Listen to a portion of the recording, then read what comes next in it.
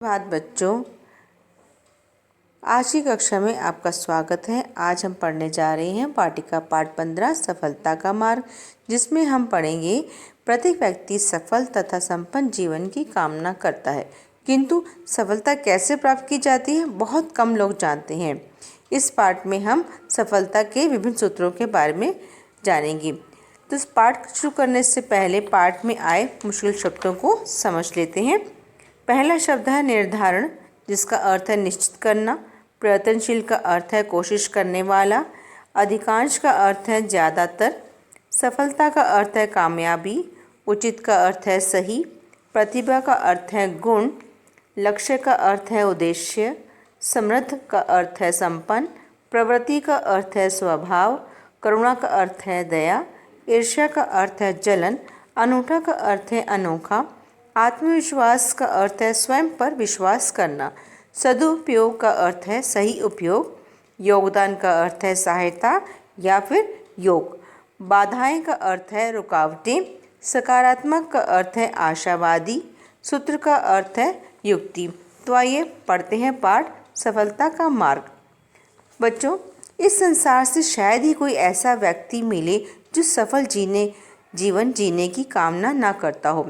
प्रत्येक व्यक्ति सफलता प्राप्त करने के लिए प्रयत्नशील रहता है, किंतु अधिकांश लोग सफलता प्राप्त करने से चूक जाते हैं। पर क्यों? ऐसा क्यों होता है? क्योंकि सफलता कैसे प्राप्त की जाती है, उन्हें इस बात का उचित ज्ञान नहीं होता है। वे सफलता के सही मार्ग से अवगत नहीं होते हैं, अर्थात वे सफलता के सही मार्ग को जानते ही नहीं हैं। तो आइए पढ़ते हैं पहला सफलता का पहला सूत्र, लक्ष्य का निर्धारण। सफलता का पहला सूत्र है लक्ष्य का निर्धारण करना। अधिकांश मनुष्य यह नहीं समझ पाते कि लक्ष्य कैसे निश्चित किया जाए।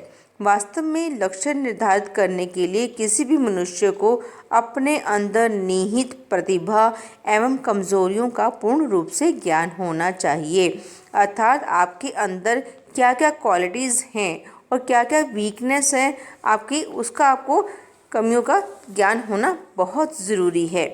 लक्ष्य का निर्धारण अपनी रुचि तथा क्षमता के अनुकूल करना चाहिए।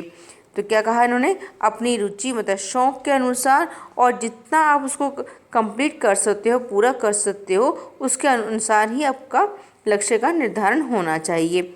यदि लक्ष्य रुचि के अनुकूल होगा तो परिश्रम करने का उत्साह बना रहेगा तथा आत्मविश्वास की कमी कभी ना आएगी। तो अगर आप अपने इंटरेस्ट के अकॉर्डिंग आप अपने परिश्रम करने का उत्साह बनाए रखेंगे तो आपका जो कॉन्फिडेंस है वो भी कभी ख़त्म नहीं होगा। अगर आप बिना इंटरेस्ट के, बिना रुचि के किसी काम को करते हैं और उस पर मेहनत करते हैं तो आपको उसका पूर्ण परिणाम नहीं मिलेगा। तो सफलता का सबसे पहला सूत्र क्या होगा कि अपने लक्ष्य को निर्धारण करने के लिए आपको अपनी रुचि के अनुसार, मतलब जिस काम में आपका मन लगे उस काम को आपको करना चाहिए, जिसमें आपका उसमें आत्मविश्वास, जो कि जिसे हम सेल्फ कॉन्फिडेंस कहते हैं, तो बना रहता है। लक्ष्य निर्धारित करते समय यह भी सुनिश्चित कर लेना चाहिए कि मार्ग में कौन कौन सी कठिनाइयाँ आएंगी तथा उनसे निपटने के लिए क्या करना है। तो उसके जब हमारा लक्ष्य निर्धारण हो जाता है तो उसके बाद हमें क्या करना है, हमें यह निश्चित कर लेना चाहिए कि उस मार्ग में कौन कौन सी कठिनाइयाँ आ सकती हैं। तो उसका भी हमें पूर्ण ज्ञान होना चाहिए। जिस काम को हम करने जा रहे हैं उस काम में कितनी कठिनाइयाँ आने वाली हैं और उनको निपटने के लिए, उनका सामना करने के लिए हमें क्या क्या उपाय करने होंगे, उसका निर्धारण करना भी बहुत ज़रूरी है। इसकी पूरी कल्पना तैयार कर लेनी चाहिए। इस मार्ग को समयानुकूल परिवर्तित भी करते रहना चाहिए, मतलब समय समय पर परिवर्तन भी करते रहना चाहिए। सफलता प्राप्त करने का दूसरा महत्वपूर्ण सूत्र है साधनों का सदुपयोग। जीवन को समृद्ध बनाने के लिए सभी आवश्यक साधन धरती पर इधर उधर बिखरे पड़े हैं। आवश्यकता है उनको समेटकर उनका सदुपयोग करने की, अर्थात हमारे आसपास हम जिस कार्य को करने जा रहे हैं उस कार्य के करने के लिए जितने भी आपको साधन लगेंगे उन साधनों का पूरा सदुपयोग, उसका पूरा उपयोग करना बहुत ज़रूरी है। ज्ञान विज्ञान का खजाना हमें पीढ़ी दर पीढ़ी विरासत के रूप में प्राप्त होता है। इस तरह से प्राप्त विज्ञान के साधनों का प्रयोग बहुत ही सोच समझकर बड़े ही संयम से करना चाहिए। अर्थात हमें ज्ञान विज्ञान मतलब जैसे लोग अपना ज्ञान अर्जित करते हैं तो उसके आधारित पुस्तकें भी लिखते हैं, तो उनका भी ज्ञान हमें मिलता रहता है। जो भी एक्सपेरिमेंट करते हैं, जो भी खोज करते हैं, तो वो एक पुस्तक में लिख लेते हैं, तो उस पुस्तक से भी हमें पूरा ज्ञान मिल जाता है। तो इस तरह से पीढ़ी दर पीढ़ी विरासत के रूप में वो ज्ञान हमें मिलता चला जाता है। उस ज्ञान का भी हमें सोच समझकर ही उपयोग करना चाहिए। अब है तीसरा सूत्र। तीसरा सूत्र है सीखने की चाह। जीवन में सफलता प्राप्त करने के लिए नए नए विचारों को सीखना तथा उन्हें ग्रहण करना अनिवार्य है। अर्थात हमें सीखने की चाह भी होनी चाहिए। अगर हम बिना सीखे कोई कार्य करते हैं तो उसमें भी हमें सफलता नहीं मिलेगी।